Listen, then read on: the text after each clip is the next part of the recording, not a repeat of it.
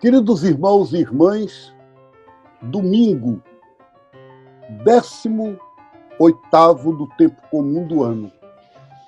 A alegria da gente poder hoje conversar sobre o Evangelho, que é lido nas igrejas católicas, evangélicas, tradicionais deste dia, e junto com meu irmão querido, Darlan Oliveira. Darlan.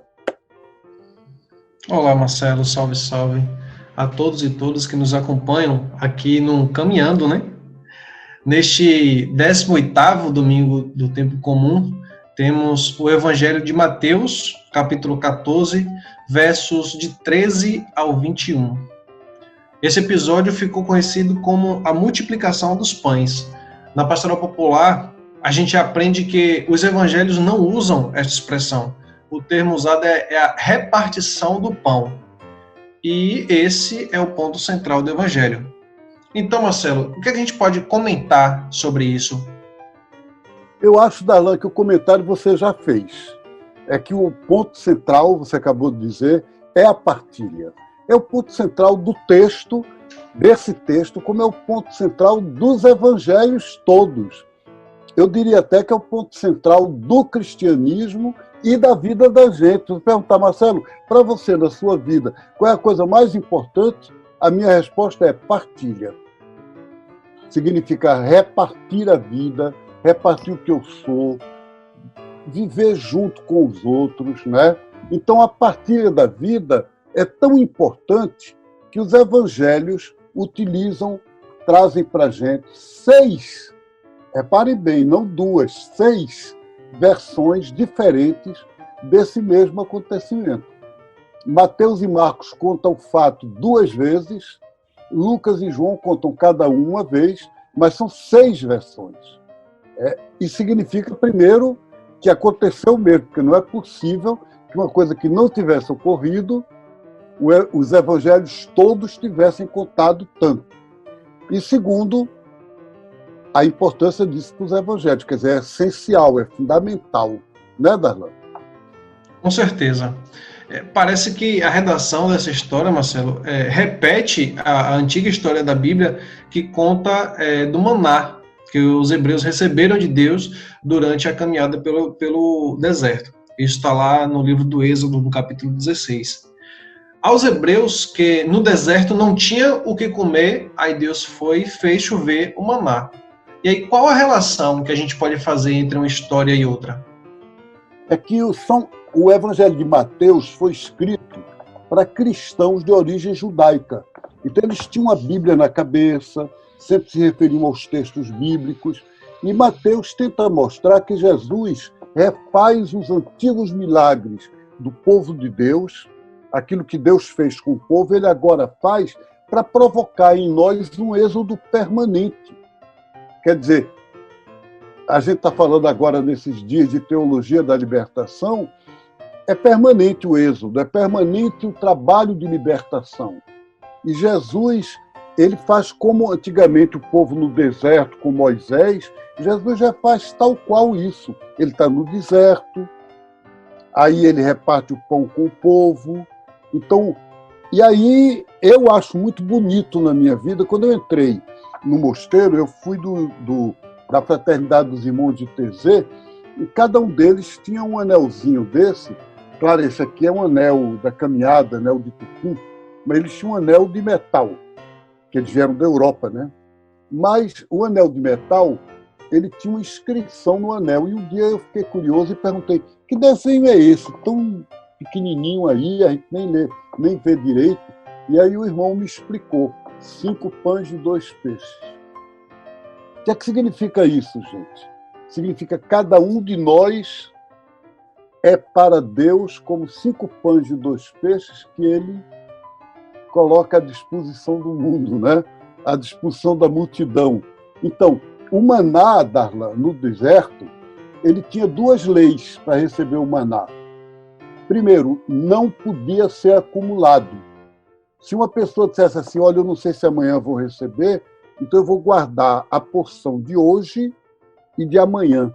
Amanhã ele amanhecia podre. Ele só se via para o dia. A não ser no sábado, que para educar o povo nessa mística do sábado como dia de descanso, na sexta-feira o maná caía e para o dia de sábado podia ser guardado, não ficava podre. Mas nos outros dias todos ficavam. Então, segundo, o maná devia ser repartido. Então, o dom de Deus para nós não pode ser acumulado e tem que ser repartido. É bonito isso, né? Verdade, Marcelo. Realmente é muito intrigante, vamos assim dizer. Ainda nesse texto, Marcelo, o Mateus insiste que Jesus foi para o deserto assim que soube da morte de João Batista. Isso quer dizer que ele quer garantir que essa missão profética de João Batista continue. Ele não foi para o deserto, por exemplo, para descansar. Inclusive, o Marcos interpreta isso, né, no seu evangelho. Muito menos para fazer um retiro ou algo do tipo. Jesus foi ao deserto para garantir a continuidade dessa profecia. Muito bem, Darlan, isso mesmo. Quer dizer, Jesus quer mostrar que Herodes mata um profeta, mas não pode matar a profecia. E no deserto, Jesus faz a profecia de forma diferente de João. Como é que João fazia profecia, João Batista? Ele batizava o povo pedindo conversão, mudança de vida. Jesus não faz isso. Jesus cura as pessoas doentes e manda os discípulos repartir comida para todo mundo. O evangelho de hoje tem essa palavra linda que eu vou dizer para vocês agora. Jesus disse aos discípulos: deem vocês mesmos de comer para eles. Já pensaram nisso? Jesus dizer para a gente: vocês estão dizendo que o mundo está com fome? Vocês estão dizendo que o povo está passando fome? Deem vocês mesmos de comer. Essa é a palavra de Jesus para os discípulos hoje. Verdade. Quando ele fala, né, essa frase, ele nos diz que curar é cuidar. Curar é cuidar. Né? E a nós é dirigida até hoje essa palavra de Jesus aos discípulos. Então, cuidar, por exemplo, da segurança alimentar das pessoas não seria apenas uma obra de caridade, ou de caridade social, né? Como algumas pessoas ainda interpretam. Isso é profecia do Evangelho. Não é nada além dos que não é dado como missão. A gente pode até reforçar, né, que é o cerne, que é a essência dessa profecia de Jesus, quando ele nos fala: dai-lhes vós mesmos de comer, a quem tem fome, a quem tem sede e muito mais. Pois é, Darlan. É interessante porque os discípulos não tinham pensado nisso. Então, quando eles veem o povo com fome e cansado, eles dizem para Jesus despedir, diga para o pessoal ir embora, para eles ir para casa, para não desfalecer e não ficar passando fome. E aí, eles pedem isso a Jesus. Mas Jesus diz: não mande o povo embora não, deem vocês de comida. Né? Curioso, Marcelo, que hoje, em plena pandemia, né, a gente encontra aí padres, pastores fazerem justamente o contrário. Pensam que abrir as igrejas e fazer os cultos, as missas, as celebrações, ainda é antro de salvação. Jesus compreendeu a sua missão como curar e garantir a segurança alimentar desse povo. Hoje, os estudiosos já dizem que essa pandemia lançará mais de 132 milhões de pessoas em situação de fome. Isso é um número muito grande, e causa um espanto muito grande. No Brasil, a cada dia aumenta o desemprego, as desigualdades sociais, a insegurança alimentar. E aí eu gostaria de te perguntar: qual a missão da igreja diante dessa realidade tão desafiadora? Pois é, Darlan, você está conversando isso. Nessa semana, mais de 150 bispos brasileiros publicaram um documento, a Carta ao Povo de Deus, na qual eles dizem: a missão é não ficar indiferente, a missão é denunciar os desmandos do atual governo federal, faz parte da missão do Evangelho.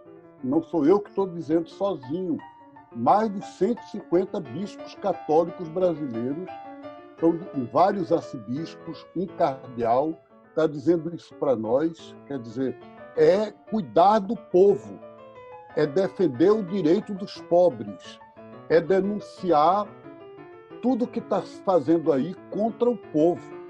Então, na Igreja Católica, há muitas organizações. Você, por exemplo, é agente da Caritas. A Caritas é uma organização muito boa, muito preciosa, né? Que realiza projetos que vão além do assistencialismo, mas ainda são raros os padres, os bispos, as comunidades que sentem que essa pastoral social, seja a Caritas, seja a pastoral da terra, pastoral indigenista, façam parte do eixo central da evangelização. Parece que é uma coisa meio... É como se houvesse o evangelho, a igreja, os sacramentos, e ali um pouco fora, então tem a ação social. É preciso acabar com isso. A missão do evangelho é cuidar das pessoas. Verdade. Os evangelhos em si, né, mas esses mais especificamente, nos convida a aprofundar essa espiritualidade de partilha, né? Nos convida a sermos mais solidários e a ver as coisas também de uma forma política. E aí a gente reforça que a gente não está aqui falando de partidarismo, né, mas trabalhar a política socialmente, né, dessa forma. E aí, conforme os evangelhos, ao distribuir o pão, esse pão que Jesus distribui pronuncia essa bênção.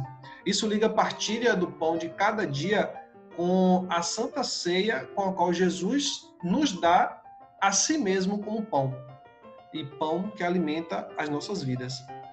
É missão profética de todo cristão fazer com que as nossas celebrações eucarísticas possam ser um novo sacramento, instrumento da partilha de vida, e que toda a nossa vida seja ação de graças e a partilha conforme professam as palavras de Mateus nesse evangelho.